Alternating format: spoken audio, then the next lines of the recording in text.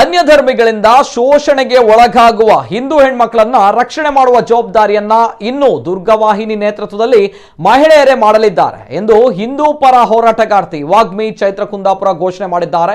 ಮಂಗಳೂರಿನ ಸುರತ್ಕಲ್ನಲ್ಲಿ ಬಜರಂಗದಳ ದುರ್ಗವಾಹಿನಿ ಸುರತ್ಕಲ್ ಪ್ರಖಂಡದ ಆಶ್ರಯದಲ್ಲಿ ಸುರತ್ಕಲ್ನಲ್ಲಿ ಹಮ್ಮಿಕೊಂಡಂತಹ ಕರಾವಳಿಯಲ್ಲಿ ಹೆಚ್ಚುತ್ತಿರುವ ಲವ್ ಜಿಹಾದ್ ಮತ್ತು ಮತಾಂತರದ ಪಿಡುಗಿನ ವಿರುದ್ಧ ಹಿಂದೂ ಸಮಾಜವನ್ನ ಜಾಗೃತಿಗೊಳಿಸಲು ಆಯೋಜಿಸಿದ ಬೃಹತ್ ಸಮಾವೇಶವನ್ನ ಉದ್ದೇಶಿಸಿ ಮಾತನಾಡಿದರು. ಹಿಂದೂ ಧರ್ಮ ಮತ್ತು ಸಮಾಜಕ್ಕಾಗಿ ಬಜರಂಗದಳ ಸಾಕಷ್ಟು ಹೋರಾಟಗಳನ್ನು ಮಾಡುತ್ತಾ ಬಂದಿದೆ. ಆದರೆ ಬಜರಂಗದಳಕ್ಕೆ ಹಲವು ವ್ಯಾಖ್ಯಾನಗಳನ್ನು ನೀಡಲಾಗಿದೆ. ಬಜರಂಗದಳ ಕೆಲವರಿಗೆ ಗೂಂಡಗಳಿದ್ದಾರೆ, ಮತ್ತೆ ಕೆಲವರಿಗೆ ಕೋಮುವಾದಿಗಳಾಗಿದ್ದಾರೆ, ಆದರೆ ನಮಗೆ ರಕ್ಷಣೆ ಕೊಡುವ ದೇವರುಗಳಾಗಿದ್ದಾರೆ. ಕೊರೋನಾ ಸಂದರ್ಭದಲ್ಲಿ ಬಜರಂಗದಳ ಮಾಡಿದ ಸೇವೆ ಅನನ್ಯವಾದದ್ದು ಎಂದ ಅವರು ಲವ್ ಜಿಹಾದ್ ಮತಾಂತರ ನಿಗ್ರಹಕ್ಕೆ ಕಠಿಣ ಕಾನೂನು ಜಾರಿ ತರಲು ಆಗ್ರಹಿಸಿದರು.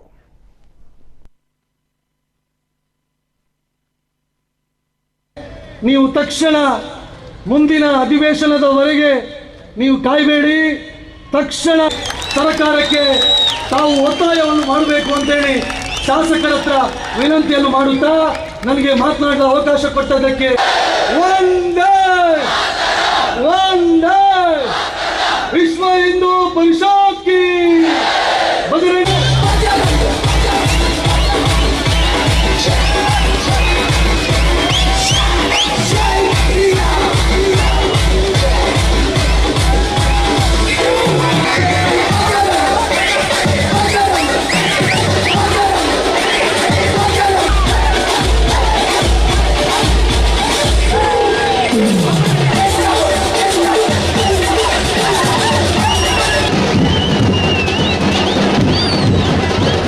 ಜಿಲ್ಲಾ ಪ್ರಮುಖರನ್ನು, ಪ್ರಖಂಡದ ಪ್ರಮುಖರನ್ನು, ಎಲ್ಲ ಕಾರ್ಯಕರ್ತರನ್ನು ಹಾಗೂ ಉಪಸ್ಥಿತರಿರುವ ಎಲ್ಲ ಹಿಂದೂ ಬಾಂಧವರನ್ನು, ತಾಯಂದಿರನ್ನು ಹಾಗೂ ಮಾಧ್ಯಮ ಮಿತ್ರರನ್ನು ಧನ್ಯವಾದಗಳು. ಅದೇ ರೀತಿ ನಮಗೆ ರಕ್ಷೆಯನ್ನು ನೀಡಿದ ಆರಕ್ಷಕರಿಗೂ ಧನ್ಯವಾದಗಳು. ಎಲ್ಲರಿಗೂ ನಾನು ಹೇಳ್ತೇನೆ, ತುಂಬ ಜನಕ್ಕೆ ಬಜರಂಗ ದಳ ಅನ್ನುವಂತಹದ್ದು ಪ್ರಚಾರ ಪಡೆಯುವ ವಸ್ತು ಆಗಿಬಿಟ್ಟಿದೆ. ಹೌದು, ನಮಗೆ ಗೊತ್ತು. ಈ ಊರಿನಲ್ಲಿ ಮಂಗಳೂರು ಭಾಗದಲ್ಲಂತೂ ಹುಡುಕಿದ್ರು ನಿಮಗೆ ಬೀದಿಗೆ ಒಂದು 10 ಜನ ಕಾಂಗ್ರೆಸ್ ಕಾರ್ಯಕರ್ತರು ಸಿಗೋದಿಲ್ಲ, ಇಬ್ರು ಕೂಡ ಕಾಂಗ್ರೆಸ್ ಕಾರ್ಯಕರ್ತರು ಸಿಗೋದಿಲ್ಲ. ಇನ್ನು ಇವ್ರು ದುಡ್ಡು ಹಾಕಿ ಫೇಸ್ಬುಕ್ ಅಲ್ಲಿ ಪೋಸ್ಟ್ ಮಾಡಿ ಬೂಸ್ಟ್ ಮಾಡ್ತಾ ಕೂತ್ಕೊಳ್ತಾರ ಹೊರತು ಇವ್ರಿಗೆ ಪ್ರಚಾರ ಬೇಕು ಅಂದ್ರೆ ಇವ್ರಿಗೆ ಇವ್ರು ಬಜರಂಗ ದಳದವ್ರ ಹತ್ರನೇ ಬರಬೇಕು. ನನಗೆ ಖುಷಿ ಇದೆ, ನಾನು ಅವ್ರಿಗೆ ಧನ್ಯವಾದ ಹೇಳ್ತೇನೆ. ಯಾಕಂದ್ರೆ ನಮ್ಮಲ್ಲೊಂದು ಚಿಂತನೆ ಇದೆ, ವಿಮುಖರಾಗಿ ಖ್ಯಾತಿಗೆ, ಪ್ರಚಾರಕ್ಕೆ, ಪ್ರಶಂಸೆಗೆ ಅಂತ ನಂಬಿದವ್ರು ನಾವು. ಹಾಗಾಗಿ ನಾವು ಮಾಡುವ ಯಾವ ಕೆಲಸಕ್ಕೂ ಕೂಡ ಯಾವತ್ತು ಫೇಸ್ಬುಕ್ ಪೋಸ್ಟ್ ಹಾಕೊಂಡು ಪ್ರಚಾರ ತಗೊಂಡಿರ್ಲಿಲ್ಲ. 2 ರೂಪಾಯಿ ಬಾಳೆಹಣ್ಣು ಕೊಟ್ಟು 4 ಜನ ನಿಂತು ಫೋಟೋ ಹೊಡೆದಾರಲ್ಲ ಬಜರಂಗ ದಳದವರು. ಕೋವಿಡ್ ಬಂದಾಗ ಎಲ್ಲಿದ್ರು ಬಜರಂಗ ದಳದವರು ಅಂತ ಕೇಳಿರುವ ಶೂರ್ಪನಖಿಯರಿಗೆ ನಾನು ಹೇಳ್ತೇನೆ, ಕೋವಿಡ್ ಬಂದಾಗ ನೀವು ಬೆಚ್ಚಗೆ ಮನೆಯಲ್ಲಿ ಬೆಡ್ಶೀಟ್ ಓದ್ಕೊಂಡು ಮಲಗಿದ್ರಲ್ಲ, ಆಗ ಬಜರಂಗ ದಳದ ಕಾರ್ಯಕರ್ತ PPE ಕಿಟ್ ಹಾಕೊಂಡು ಆಂಬುಲೆನ್ಸ್ ಓಡಿಸ್ತಿದ್ದ. ಕೋವಿಡ್ ಬಂದಾಗ ಎಲ್ಲಿದ್ರು ಬಜರಂಗ ದಳದವರು ಅಂತ ಕೇಳಿದವರಿಗೆ ನೀವು ಕಾರಲ್ಲಿ ಕೂತ್ಕೊಂಡು ಸೆಲ್ಫಿ ವಿಡಿಯೋ ಮಾಡ್ತಿದ್ರಿ. ಬಜರಂಗ ದಳದ ಕಾರ್ಯಕರ್ತ ಯಾರದೋ ಮನೆಯ ಹೆಣ ತಗೊಂಡು ಹೋಗಿ ಶಾಸ್ತ್ರಬದ್ಧವಾಗಿ ಶವ ಸಂಸ್ಕಾರ ಮಾಡ್ತಿದ್ದ. ಕೋವಿಡ್ ಬಂದಾಗ ಎಲ್ಲಿದ್ರು ಬಜರಂಗ ದಳದವರು ಅಂದವರಿಗೆ ನೀವು ಮನೆಯಲ್ಲಿ ಕೂತ್ಕೊಂಡು ಆಟ ಆಡ್ತಿದ್ರಿ. ಬಜರಂಗ ದಳದ ಕಾರ್ಯಕರ್ತ ಮಧ್ಯರಾತ್ರಿ 12 ಗಂಟೆಗೆ ರಕ್ತ ಕೊಡೋದಕ್ಕೆ ಹೋಗ್ತಿದ್ದ. ಇದು ಬಜರಂಗ ದಳ ಅಂದ್ರೆ. ಹೇಳದ್ರಲ್ಲ ಕೆಲಸ ಇಲ್ಲದವರು ಅಂತ. ಹೌದು, ನಮಗೆ ಕೆಲಸ ಇಲ್ಲದೆ ಇರಬಹುದು, ಆದ್ರೆ ನಮ್ಮ ಕೆಲಸ ಇಡೀ ಸಮಾಜವನ್ನು ತಿದ್ದೋದಾಗಿದೆ. ನಮ್ಮ ಕೆಲಸ ಯಾವುದು ಅಂತ ಕೇಳಿದ್ರೆ ತುಂಬಾ ಜನ ಹೇಳ್ತಾರೆ, ಇವ್ರು ಯಾರು ದುಡಿತಾರ ಬಜರಂಗ ದಳದವರು ಅಂತ. ಒಂದ್ಸಲ ಲೆಕ್ಕ ಮಾಡಿ ನೋಡಿ, ಈ ಊರಿನಲ್ಲಿರ್ತಕ್ಕಂಥ ಸಾಕಷ್ಟು ಆಟೋ ಡ್ರೈವರ್ಗಳು ಬಜರಂಗ ದಳ ಕಾರ್ಯಕರ್ತರಿದ್ದಾರೆ. ಈ ಊರಿನಲ್ಲಿರುವ ಸಾಕಷ್ಟು ಬಸ್ ಕಂಡಕ್ಟರ್ಗಳು ಬಜರಂಗ ದಳದವರಿದ್ದಾರೆ. ಬಸ್ ಓಡಿಸುವ ಡ್ರೈವರ್ ಬಜರಂಗ ದಳದವರಿದ್ದಾರೆ.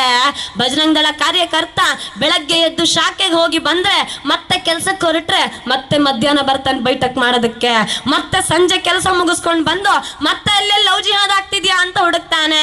ರಾತ್ರಿ 3 ಗಂಟೆ ಆದ್ರೆ ಸಾಕು ಮಧ್ಯರಾತ್ರಿ ಎದ್ದು ಹೋಗಿ ಎಲ್ಲಿ ದನ ಕಳ್ತನ ಆಗ್ತಿದೆ ಅಂತ ಹುಡುಕ್ತಾನೆ.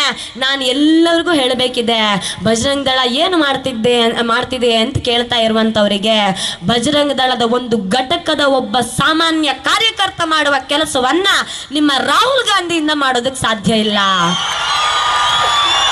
ಬಜರಂಗ ದಳ ಎಲ್ಲರನ್ನು ಮೀರಿಸುವ ಸೇವೆ ಮಾಡುತ್ತೆ ಅನ್ನೋದನ್ನ ಸಮಾಜಕ್ಕೆ ತಿಳಿಸೋದಕ್ಕೊಂದು ಅವಕಾಶ ಮಾಡಿಕೊಟ್ರೆ ಅದಕ್ಕೆ ನಾನು ಥ್ಯಾಂಕ್ಸ್ ಹೇಳ್ತೇನೆ. ಇನ್ನು ನನಗೆ ನಿಮ್ಮ ಮೇಲೆ ಅನುಕಂಪ ಇದೆ. ತುಂಬಾ ಬೇಸರ ಆಗತ್ತೆ ಪಾಪ. ನಿಮ್ಮಲ್ಲಿ ಒಂದು 10 ಜನ ಕಾರ್ಯಕರ್ತರಿಗೆ ನಿಮ್ಮ ಹೆಸರು ಗೊತ್ತಿತ್ತು ಇಲ್ವೋ ಕಾಂಗ್ರೆಸ್ನಲ್ಲಿ, ಆದ್ರೆ ನಿಮ್ಮನ್ನ ನಮ್ಮ ಕಾರ್ಯಕರ್ತರು ಫೇಮಸ್ ಮಾಡಿದ್ದಾರೆ. ಅದಕ್ಕೆ ಥ್ಯಾಂಕ್ಸ್ ಹೇಳಿ. ನಾನು ಅದಕ್ಕೆಲ್ಲ ಹೇಳ್ತಿರೋದು. ನನಗೆ ಆಶ್ಚರ್ಯ ಆಗಿದೆ ಏನು ಗೊತ್ತಾ, ಬಜರಂಗ್ ದಳಕ್ಕೆ ಬೈದ್ರೆ ನಾನು ಫೇಮಸ್ ಆಗ್ತೀನಿ ಅಂತ ಅನ್ಕೊಂಡು ತಾನು ಪಬ್ಲಿಸಿಟಿ ಗಿಟ್ಟಿಸ್ಕೊಳ್ಬೇಕು ಅಂತ ಅನ್ಕೊಂಡು ಅವರು ಕಾಮಿಡಿ ಪೀಸ್ ಆದ್ರಲ್ಲ ಅಂತ ನನಗೆ ಬೇಜಾರಾಗ್ತಿರೋದು. ಬೈರಿ ನೀವು ಬಜರಂಗ್ ದಳಕ್ ಬೈರಿ. ಬಜರಂಗ್ ದಳಕ್ ಬೈಯೋದ್ರಿಂದ ನೀವು ಫೇಮಸ್ ಆಗ್ಬೋದು ಅಂತ ಅನ್ಕೊಂಡ್ರೆ ಹೌದು, ನೀವು ಫೇಮಸ್ ಆಗ್ತೀರಿ. ಅದು ನೀವು ಹೇಗೆ ಫೇಮಸ್ ಆಗ್ತೀರಿ ಅಂತ ಕೇಳಿದ್ರೆ ಬಜರಂಗ್ ದಳಕ್ ಬೈಯೋದ್ರಿಂದ ಹುಚ್ಚ ವೆಂಕಟ್ ತರ ಫೇಮಸ್ ಆಗ್ತೀರಿ ಹೊರತು ಹೀರೋ ಆಗೋದಿಲ್ಲ ಅನ್ನೋದನ್ನ ನೆನಪಲ್ಲಿ ಇಟ್ಕೊಂಡ್ಬಿಡಿ.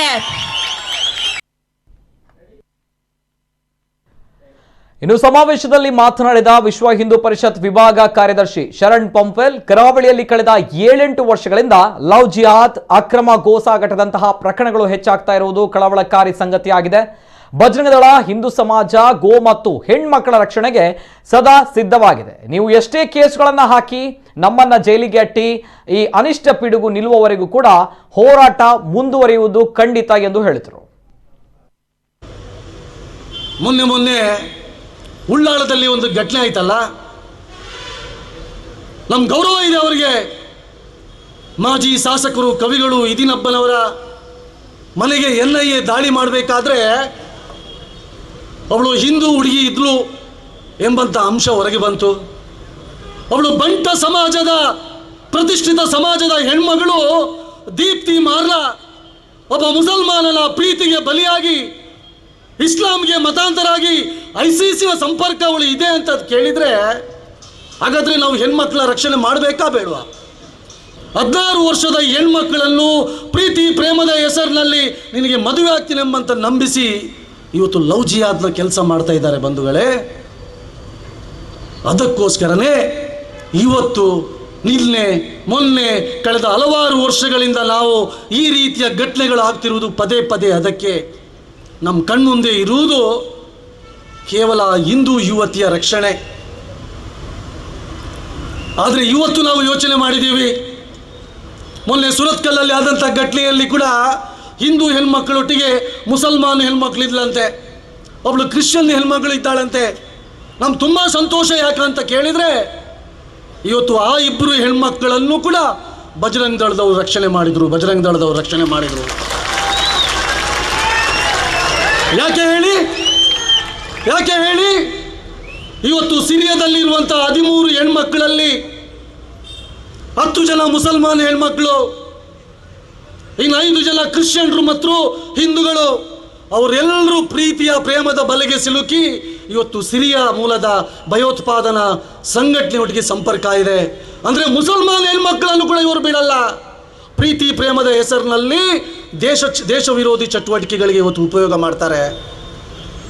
ಕೇರಳದಲ್ಲಿ ಬಿಷಪ್ ಹೇಳಿದರು, ನಮ್ಮ ಕೇರಳದಲ್ಲಿ ಕ್ರಿಶ್ಚಿಯನ್ ಹೆಣ್ಮಕ್ಕಳನ್ನು ಪ್ರೀತಿ ಪ್ರೇಮದ ಹೆಸರಿನಲ್ಲಿ ಲವ್ ಜಿಹಾದ್ಗೆ ಬಲಿಯಾಗ್ತಾ ಇದ್ದಾರೆ ಅಂತೇಳಿ. ಅಂದರೆ ಯಾವ ಹೆಣ್ಮಕ್ಕಳನ್ನು ಕೂಡ ಇವತ್ತು ಬಿಡ್ತಾ ಇಲ್ಲ ಇವರು.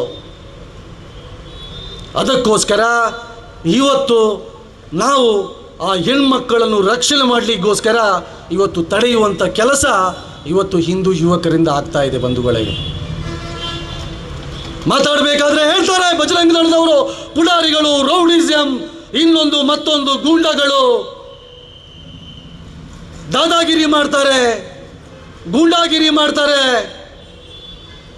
ನಮಗೇನು ತೊಂದರೆ ಇಲ್ಲ, ನಮಗೆ ಏನು ಬೇಕಾದರೂ ಹೇಳಿ. ಆದರೆ ಯಾವತ್ತೂ ಯಾವುದೇ ಕಾರಣಕ್ಕೂ ನಮ್ಮ ಹೋರಾಟವನ್ನು ನಿಲ್ಲಿಸುವುದಿಲ್ಲ. ನೀವು ಸಾಕಷ್ಟು ಕೇಸ್ಗಳನ್ನು ಹಾಕಿ, ಸಾಕಷ್ಟು ಜೈಲಿಗೆ ಹಟ್ಟಿ ಅಥವಾ ಯಾವ ರೀತಿಯ ತೊಂದರೆ ಕೊಡಿ, ನಮ್ಮ ಹೋರಾಟ ಯಾವತ್ತೂ ನಿಲ್ಲಲ್ಲ.